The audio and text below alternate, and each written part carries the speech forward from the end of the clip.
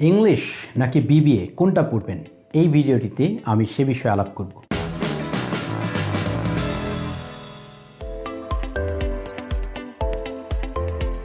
আপনাদের মধ্যে অনেকেই আমাকে এই প্রশ্নটা করেন যে ইংলিশ নাকি বিবিএ কোন সাবজেক্টটা বিশ্ববিদ্যালয়ে পড়ব। এটা বলার আগে প্রথমত বলবো যে আপনারা যারা এইচএসসি এখন স্টাডি করছেন বা তারও আগে আপনারা এসএসসি স্টাডি করছেন বা তারও আগে থেকে মানে 7-8 লেভেলে যারা আছেন তাদের আগে থেকেই আপনাদের লক্ষ্য নির্ধারণ করা উচিত যে আপনার পারদর্শিতা কোন কোন সাবজেক্টে রয়েছে বা আপনি আসলে বড় হয়ে কী হতে চান তার ভিত্তিতেই আপনাকে ইউনিভার্সিটির পড়াশোনাটা ঠিক করতে হবে। আপনার পারদর্শিতা এক সাবজেক্টে কিন্তু মার্কেট ডিমান্ড করে হলো অন্য সাবজেক্টে, আপনি সেই সাবজেক্টের লোভে পড়ে সেই সাবজেক্ট পড়তে গেলেন, এতে করে আপনি কখনোই ভালো কিছু করতে পারবেন না। বিবিএ যদি পড়েন তাহলে আপনার কিছু ক্রাইটেরিয়া আপনার মধ্যে থাকা উচিত যেগুলো পড়লে আপনি বিবিএ পড়লে ভালো করবেন, আর ইংরেজি পড়লে কিছু ক্রাইটেরিয়া আপনার মধ্যে থাকা উচিত যেগুলো থাকলে আপনি ইংরেজি পড়লে ভালো করবেন। সেই জিনিসগুলো আপনাদের সাথে আমি একটু শেয়ার করি, আপনারা মিলিয়ে নিন যে আপনার মধ্যে কোন কোন বিষয়গুলো আছে, সেগুলোর ভিত্তিতেই কেবল আপনি বিবিএ অথবা ইংরেজি পড়েন, কারো পরামর্শ পড়ার আপনার দরকার নেই। প্রথম পয়েন্টটা হচ্ছে ভোরাশাস রিডার, অর্থাৎ আপনি যদি একজন ভোরাশাস রিডার, আপনার যদি পড়তে ভালো লাগে, আপনি যে কোনো কিছু হাতের কাছে পান আপনি পড়েন, পড়তে ভালো লাগে, তাহলে আপনার জন্য ইংরেজি পড়াটা ঠিক হবে। এই কথাটা আমি জেনেছি অনেক পরে, যখন আমার ইংলিশে honours masters even double masters complete করা শেষ, তখন আমি কেমব্রিজ ইউনিভার্সিটির একজন প্রফেসরের একটি লেকচার দেখছিলাম ইউটিউবে। তখন আমি দেখলাম ওই প্রফেসর বলছেন যে ইংলিশ কার পড়া উচিত, যিনি ভোরাশাস রিডার তারই কেবল ইংরেজি পড়া উচিত, অর্থাৎ যিনি পড়তে ভালোবাসেন। তো ব্যক্তিগতভাবে আমার পড়তে খুব একটা ভালো লাগে না, সেই অর্থে ইংরেজি পড়াটা বোধহয় আমার জন্য ঠিক হয়নি। তা আমি এখন হলে হয়তো ভিন্ন কোনো সাবজেক্ট চুজ করতাম, কারণ এই তথ্যটা আমার জানা ছিল না। কারণ ইংলিশ পড়লে আপনাকে প্রচুর জিনিস পড়তে হবে, কারণ আপনি অ্যাসাইনমেন্ট করবেন, টার্ম পেপার করবেন, থিসিস পেপার করবেন, প্রচুর বইয়ের কম্প্যারিজন আপনাকে করতে হবে, যার ফলে আপনাকে হতে হবে ভোরাশাস রিডার। আর বিবিএ পড়লে আপনার হয়তো অত বেশি ওয়াইডলি না পড়লেও চলবে, আপনি সিলেক্টিভ কিছু জিনিস পড়েই আপনি পার পেয়ে যেতে পারবেন। দ্বিতীয় পয়েন্টটা হচ্ছে টিচার অথবা কর্পোরেট। ইংলিশের সরাসরি আপনার রিক্রুটমেন্টের জব এরকম কিন্তু টিচিং ছাড়া তেমন কিছু নাই। তবে আপনি ব্যাংক বলেন অথবা আপনি বিসিএসে পররাষ্ট্র পেতে বা আপনি যে কোনো ভালো জব পেতে ইংলিশ আপনাকে সাহায্য করবে, যেহেতু ইংলিশ একটি ইন্টারন্যাশনাল ল্যাঙ্গুয়েজ। আর আপনার যদি সুন্দর ইংরেজি থাকে তাহলে যে কোনো জবেই আপনি ইংলিশ থেকে গেলেও আপনি প্রায়োরিটি পাবেন, কোনো সমস্যা নেই। কিন্তু বলছি যে সরাসরি বের হয়েই জব, ওই রিলেটেড জব, এটা আপনার রয়েছে ইংলিশের জন্য টিচিং যদি আপনার ভালো লাগে তাহলে আপনি আসতে পারেন। তবে আমাদের দেশে টিচিংকে আপনার প্রথম সারির তেমন কোনো জব মনে করা হয় না।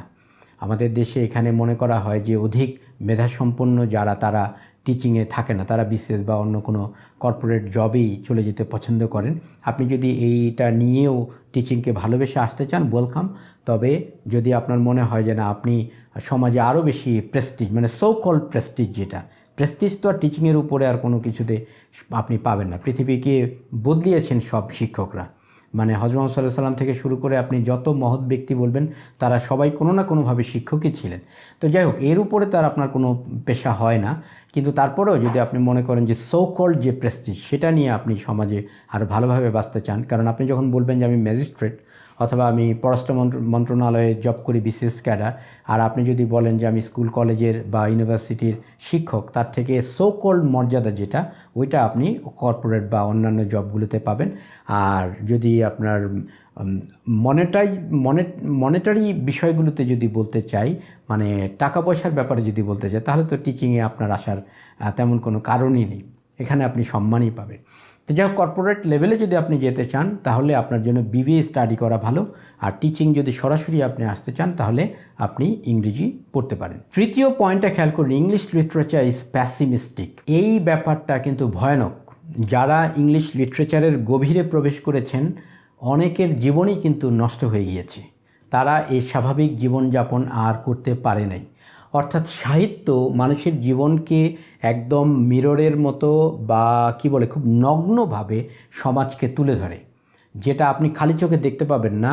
সাহিত্য সেটাকে আপনি চোখে আঙুল দিয়ে সাহিত্য আপনাকে দেখিয়ে দিবে। কিছুদিন আগে আমার একটি স্টুডেন্টের সাথে কথা হলো, তা প্রায় 5 বছর পরে ইতিমধ্যে সে ইংরেজি সাহিত্য পড়েছে।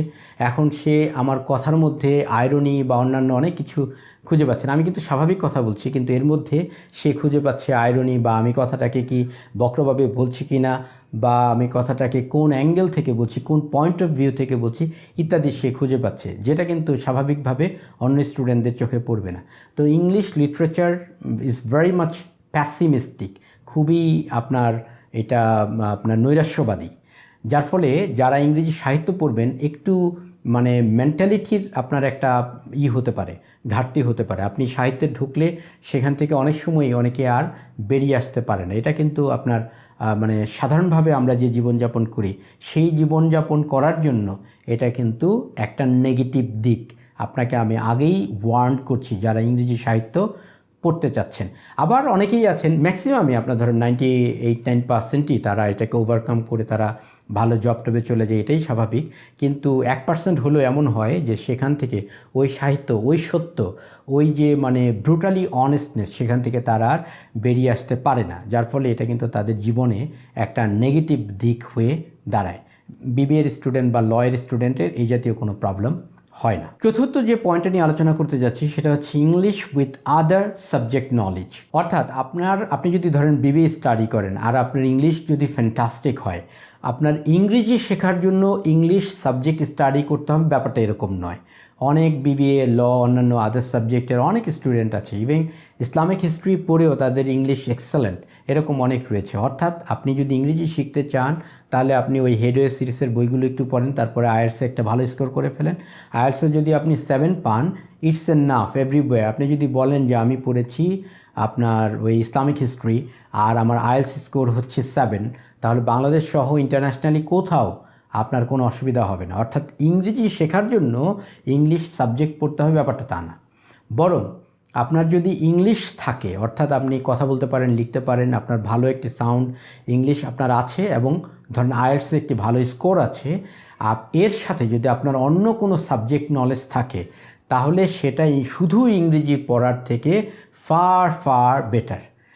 শুধু ইংরেজি পড়লে আপনি কিন্তু ওই টিচিং ছাড়া সরাসরি কোনো জবে যেতে পারছেন না। আর আপনার যদি ধরেন বিবিএ স্টাডি করেন, পাশাপাশি আপনার ইংলিশ অনেক ভালো, আপনি স্পোকেনের উপরে কোর্স করলেন, রাইটিংয়ের উপরে করলেন, পরিশেষে যখন মনে হলো যে এখন আমার আইএলটিএস দেওয়ার সময়, তখন আপনি আইএলটিএস দিয়ে নেন। এর উপরে প্রচুর টিউটোরিয়াল পাওয়া যায়, আপনি করে আইএলটিএসটা দিয়ে যদি ভালো একটি স্কোর করতে পারেন, ইটস এনাফ। এটা ইংলিশ স্টাডি করে ইংরেজি শেখার থেকে আপনার মোটামুটি চলাফেরার জন্য ইংরেজি আপনি জানেন, পাশাপাশি আপনি আরেকটা সাবজেক্টে ভালো নলেজ আছে, ফ্যান্টাস্টিক। এটা আপনার জন্য অনেক বেশি প্লাস পয়েন্ট হিসেবে কাজ করবে। পরের যে পয়েন্টটা নিয়ে আলোচনা করব সেটা হচ্ছে টিচিং ফর সুপ্রিম সোলস। অর্থাৎ আমি আগেই বলেছি, ইংলিশ পড়লে আপনার সরাসরি টিচিংয়ের সাথে আপনি আপনার পেশাকে গড়ার স্বপ্ন দেখতে পারেন, বা ইংলিশ থেকে বেরিয়ে অনেক মানুষই সরাসরি টিচিংয়ে চলে যায়। তবে টিচিং কিন্তু সুপ্রিম সোলসদের জন্য, অর্থাৎ টিচিং এটা কিন্তু স্বাভাবিক সাধারণ মানুষের জন্য নয়। কারণ এখানে আপনার প্রচুর পরিমাণে ধৈর্যের দরকার আছে। আপনার মেধা অনুযায়ী আপনি মূল্যায়ন পাচ্ছেন না সমাজের কাছ থেকে, সেটাও মেনে নিতে হবে। আপনার মেধা অনুযায়ী আপনি পয়সা আর্ন করতে পারছেন না, সেটাও মেনে নিতে হবে। আপনার দেখবেন যে আপনার যে বন্ধুটা আপনার থেকে অর্ধেক বেতনে একটি জবে জয়েন করলো, 3 বছর পরে আপনার থেকে দ্বিগুণ বা 3 গুণ বা 4 গুণ পয়সা সে ইনকাম করছে। ইয়াং বয়সে সে বাড়ি গাড়ি করছে, কিন্তু আপনি কিছুই করতে পারছেন না। হয়তো শেষ বয়সে যে রিটায়ারমেন্টে যে কিছু পয়সাপাতি পাবেন, তাও আবার এমপিওভুক্ত অথবা আপনার স্বায়ত্তশাসিত প্রতিষ্ঠান হলে। বেসরকারি প্রতিষ্ঠান হলে তো কিছুর প্রত্যাশাই করা যাবে না। সেজন্যই বলছি teaching is for supreme souls, সাধারণ মানুষের জন্য না। সাধারণ মানুষ আপনাকে অনেক বেশি অবজ্ঞা করবে, গালাগাল দিবে, কোনো সমস্যা নেই। বাট আপনি যদি আপনার মস্তিষ্ক অনেক উচ্চতর হয়, তাহলেই আপনার টিচিংয়ে আসা উচিত। অন্যথায় কর্পোরেট জব বা অন্যান্য জব আপনি খুব ভালোভাবেই ইংলিশ থেকে বেরিয়ে করতে পারবেন, সেগুলোতেই যাওয়া উচিত। সুতরাং সাবজেক্ট কোনটা চুজ করবেন এটা ডিপেন্ড করবে আমি যে পয়েন্টগুলো আলোচনা করলাম এগুলোর ভিত্তিতে আপনার এক্সপার্টাইজ কোনটাতে আছে এবং আপনি কোন ধরনের জব আপনি চুজ করতে চান তার উপরেই মূলত ডিপেন্ড করবে। আদারওয়াইজ ইংরেজি বা বিবিএ কোনোটাই আপনি দোদুল্যমান অবস্থায় থাকবেন। তো আমি যেটা বলছি, কারো কারো কোনো দিকে কারোর মাথাটা একটু বেশিই কাজ করে। আপনার মাথাটা কোন দিকে বেশি কাজ করে? আপনি কি কর্পোরেট ব্যাপারগুলো ভালো বুঝতে পারেন? ম্যাথমেটিক্সগুলো কি একটু ভালো বুঝতে পারেন? বা ব্যবসা বাণিজ্যটাকে আপনাকে বেশি টানে? বা ওই জাতীয় যে লাইফস্টাইল, আপনি কোটটাই পরে অফিসে যাচ্ছেন আসছেন, গাড়িটা পলিশ করা থাকবে, টাকা পয়সা থাকবে হাতে, মোবাইল একটি মানে আইফোন থাকবে আপনার হাতে, হ্যাঁ, মানুষ আপনাকে দেখবে যে ওই ছেলেটা ড্যাম স্মার্ট, কথাবার্তায়, চাকরি বাকরি, পোশাক আশাক ইত্যাদি। আপনার কি এগুলো ভালো লাগে? তাহলে আপনি বিবিএ চুজ করতে পারেন। আবার যদি আপনার মনে হয় যে না, আমি একটু সাহিত্য পছন্দ করি, আমি এই রিলেটেড একটু থাকতে পছন্দ করি, আমি একটু লেখালেখি পছন্দ করি, বা আমি একটু আর্ট কালচার এগুলোর সাথে আমি একটু থাকতে পছন্দ করি, এই জাতীয় একটি লাইফ হলে, যে আমার অনেক বেশি টাকা পয়সা না হবে না, তাতে কি পৃথিবীতে আপনি এক জীবনে আর কত টাকাই বা কামাতে পারবেন? রাজার সমান পয়সা তো আপনি করতে পারবেন না। তাহলে সেই দিকে আপনি না যেয়ে আপনি একটা ডিসেন্ট, একটা নিজের মতো করে একটি সুন্দর পরিবেশে আপনি আপনার লাইফটাকে পাস করে দিবেন। যদি সেরকম মনোবাসনা আপনার মধ্যে থাকে, তাহলে আপনি ইংলিশ লিটারেচার স্টাডি করতে পারেন। তো এটা হলো ব্যক্তি টু ব্যক্তি ভ্যারি করবে। আমি জানি না কতটুকু ভালো বলতে পারলাম। সাধারণত এই জাতীয় টপিকগুলোই আমি অ্যাভয়েড করি, কারণ আমাদের দেশে কিছু সো কল্ড মোটিভেশনাল ট্রেনার বা স্পিকার মোটিভেশন জিনিসটাকে মানে এমনভাবে ঘোলাটে করে দিয়েছেন, যে সমস্ত টপিকগুলোকেই আমি হাতে নিতে চাই না। কেননা মানুষ আবার ভাবতে পারে যে আরেক নতুন মোটিভেশনাল স্পিকার তৈরি হয়েছে, কারণ আমি এই শব্দগুলোই পছন্দ করি না। এগুলো শব্দগুলো শুনলেই আমার এক প্রকার মেজাজ খারাপ হয়, যে জন্য আমি এই সমস্ত বিষয়ে কথা বলতে চাই না। তো তারপরে অনেকেই রিকোয়েস্ট করেছেন, অনেকেই বলেছেন, সেজন্য বললাম। জানি না কতটুকু ভালো বলতে পেরেছি। তারপরে আপনাদের মতামতগুলো, আপনাদের পরামর্শগুলো আমাকে কমেন্ট বক্সে শেয়ার করবেন। হয়তোবা আমার থেকে গুছিয়ে, আমার থেকে ভালো করে আপনারাই বলতে পারবেন।